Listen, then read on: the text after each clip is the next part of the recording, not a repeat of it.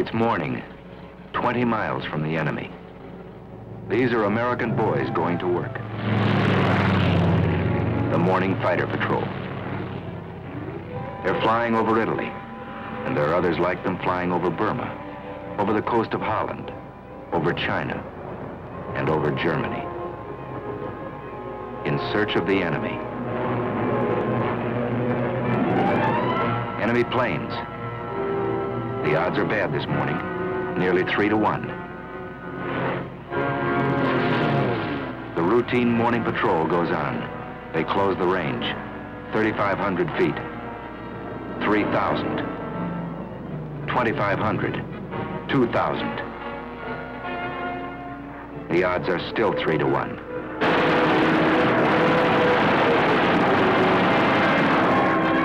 But it's 3 Nazis spinning down in blood and flame to every one of ours.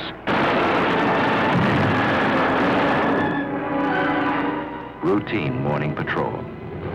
They're good planes, wonderful planes. And their pilots are good too. Listen. Yesterday I fulfilled one of my ambitions as a combat pilot.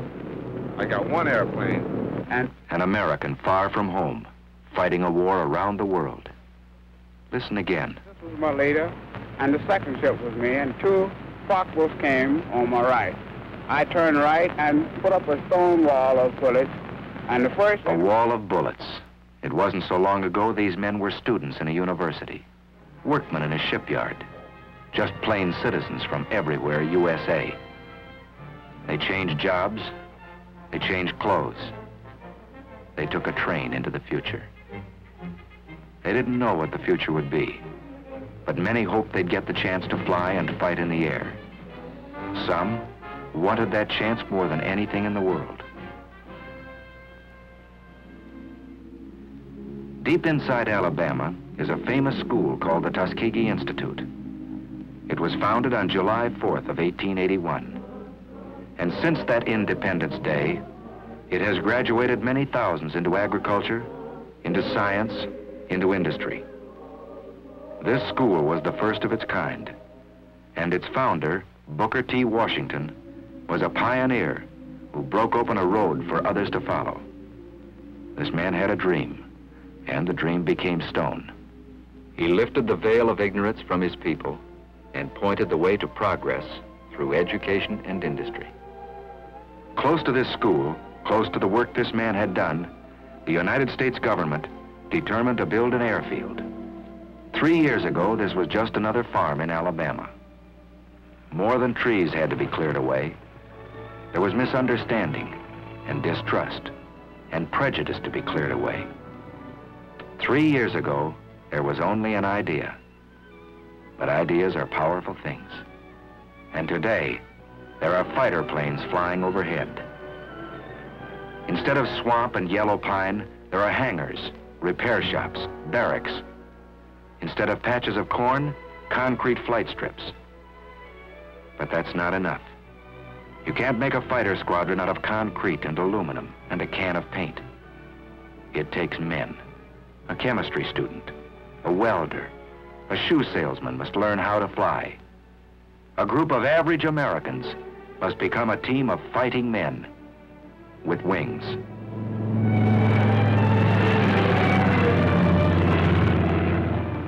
There's a new world up here. A man has to learn his way around. It takes many weeks of learning to make a fighter pilot. And a lot of that learning is done in a hard wooden chair. Because a fighter pilot is a combination of a mathematician and an athlete, a scientist and a sharpshooter. He's got to know what goes on inside his plane. The heart of his fighter is steel and copper. Its bloodstream is gas and oil. But its brain is the man who flies it. He begins in a safe, slow plane, 2 wings instead of 1. But he flies many hours inside a closed room. In the morning, he may be flying a prescribed course over a sheet of paper. In the afternoon, he may fly the same course above the clouds.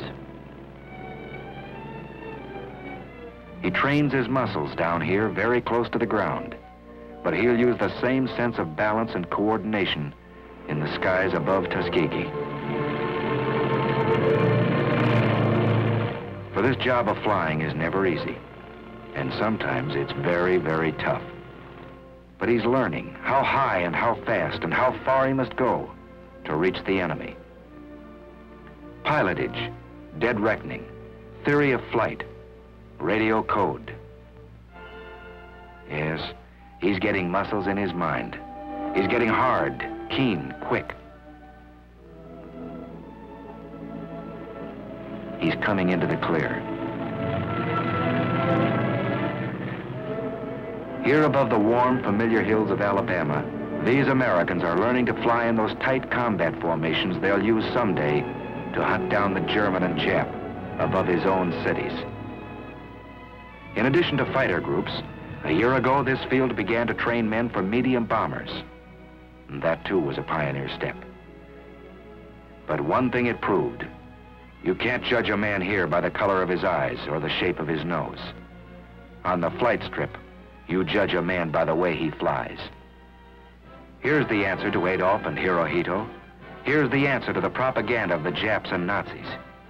Here's the answer: wings for this man. Here's the answer: wings for these Americans. Squadron after squadron out of Tuskegee, flying P-40s first, tough little planes, then striking with Thunderbolts, P-47s, then riding the Mustangs, P-51s. No, it was never easy for these men. They were pioneers, and no pioneer has it easy. They fought lies, they fought heartbreak, and they won. Now they fight the enemy on his own soil.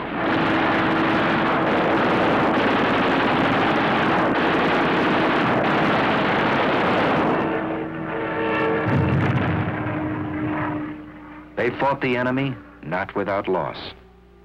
Out of the first class to graduate almost 3 years ago, only a handful are left alive, so that liberty might not perish from the earth. 3 years have passed since the founding of Tuskegee Airfield. 750 pilots have been trained. 50% of them have been in combat. And this is only a beginning. Listen to Major General Butler at the celebration of this 3rd anniversary. Here, for the first time, Negro aviation cadets were being groomed to fly warplanes of a unit which was then a unit in thought only, the 99th Pursuit Squadron. These men were pioneers of a venture so new that you who stand here before me now, after 3 years, may still be considered forerunners in the movement which has given you a place in the fighting men of the sky. Under the feet of these men, a new road is being beaten out. Broad enough now for thousands and 10,000s. A good road for our country. These men remember that, marching or flying. They remember backing them up, their families, their friends, who expect so much of them. And backing them up, the men and women of every creed and speech and color who made these planes. And backing them up, the most powerful force in the world, the strength of the American people.